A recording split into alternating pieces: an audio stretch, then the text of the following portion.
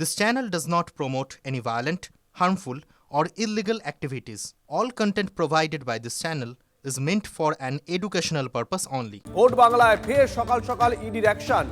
ইডির নজরে এবার কালীঘাট থানার প্রাক্তন ওসি শান্তনু সিনহা বিশ্বাস। বর্তমানে কলকাতা পুলিশের ডিসিপি পদমর্যাদার অফিসার শান্তনু তার দুটি ঠিকানায় সকাল সকাল হানা দেয় এজেন্সি। ওয়ান রোডে শান্তনুর ফ্ল্যাট এবং ভাড়া দেওয়া বাড়িতে তল্লাশি। UEM Jaipur is a perfect target for prospective students aspiring for good jobs, good education with future-ready skills. ওই বাড়িতে বর্তমানে রয়েছে উৎকর্ষ বাংলা কেন্দ্রের সেন্টার। প্রায় ৪৫ মিনিট পর তালা খুলে ভেতরে ঢোকেন তদন্তকারী আধিকারিকরা। কিন্তু কোন মামলায় ইডি পৌঁছে গেছে শান্তনু সিনহা বিশ্বাসের বাড়িতে তা এখনো পর্যন্ত স্পষ্ট নয়। নিশ্চয়ই মনে আছে আপনাদের, কয়লা কেলেঙ্কারি তদন্তে শান্তনুকে তলব করেছিল ইডি। সেই তলবকে চ্যালেঞ্জ করে হাইকোর্টের দ্বারস্থ হয়েছিলেন শান্তনু। ওই মামলার শুনানি হবে ২১শে এপ্রিল। তাহলে কি এই মামলার পরিপ্রেক্ষিতেই তার বাড়িতে পৌঁছে গেছেন ইডি আধিকারিকরা তাকে জিজ্ঞাসাবাদ করতে? অন্যদিকে মেডিকেলে এনআরআই কোটায় ভর্তি নিয়ে দুর্নীতির একটি মামলাতেও সম্প্রতি শান্তনুকে তলব করে ইডি। নাকি এই দ্বিতীয় মামলা, মানে মেডিকেলে এনআরআই কোটায় ভর্তিতে যে দুর্নীতির অভিযোগ উঠেছে সেই মামলায় শান্তনুর বাড়িতে ইডি পৌঁছে গেছে এখনো পর্যন্ত পরিষ্কার নয়। অনেকক্ষণই হয়ে গেল, ১.৫ ঘন্টা হতে চললো, প্রায় ২ ঘন্টা হতে চললো। কালীঘাট থানার প্রাক্তন ওসি শান্তনু সিনহা বিশ্বাসের বাড়িতে পৌঁছে গেছেন ইডি আধিকারিকরা। শান্তনু সিনহা বিশ্বাস বর্তমানে কলকাতা পুলিশের ডিসিপি পদমর্যাদার আধিকারিক।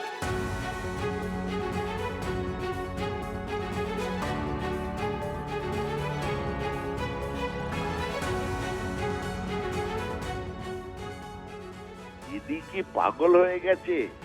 অমিত শাহ বলছেন ওপর থেকে সে দম দেওয়া পুতুলের মতো দম দিয়ে ছেড়ে দিচ্ছে। এবার তাদের লক্ষ্য যে শুধু যে কিছু লোকেরকে টার্গেট করে করে একটা মানে ত্রাস তৈরি করা। ইডি, ইনকাম ট্যাক্স, এদের দিয়ে কি ইলেকশন জেতা যায়? আজকে শান্তনু বাবু আগে তিনি কালীঘাটের ওসি ছিলেন। তিনি অনেক সময় দিদির সিকিউরিটির সঙ্গে যুক্ত থাকেন, মমতা বন্দ্যোপাধ্যায়ের সিকিউরিটির সঙ্গে যুক্ত থাকেন। তো এগুলো দিয়ে কি প্রমাণ করার চেষ্টা করছে ইডি?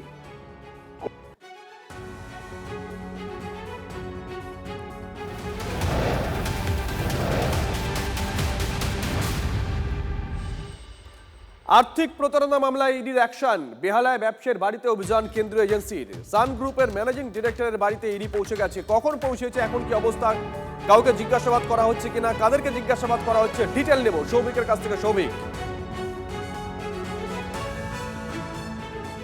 সকাল ৬টার সময় আজকের ইডির ৫টা গাড়ি এবং তার মধ্যে ৩টে গাড়িতে সেন্ট্রাল ফোর্স, পাশাপাশি ইডির আধিকারিকরা কিন্তু বেহালার এই বাড়িতে অর্থাৎ সান গ্রুপের ম্যানেজিং ডিরেক্টর জয় কামদার বাড়িতে, যেটা জ্যোতিষ রায় রোডে অবস্থিত বেহালা, সেখানে কিন্তু রেড করে। এবং তোমাকে জানিয়ে রাখি যে সকাল ৬টার সময় যখন আসে প্রায় ৪০ মিনিট তাদেরকে ওয়েট করতে হয়, কারণ দরজা কিন্তু খোলা হচ্ছিল না।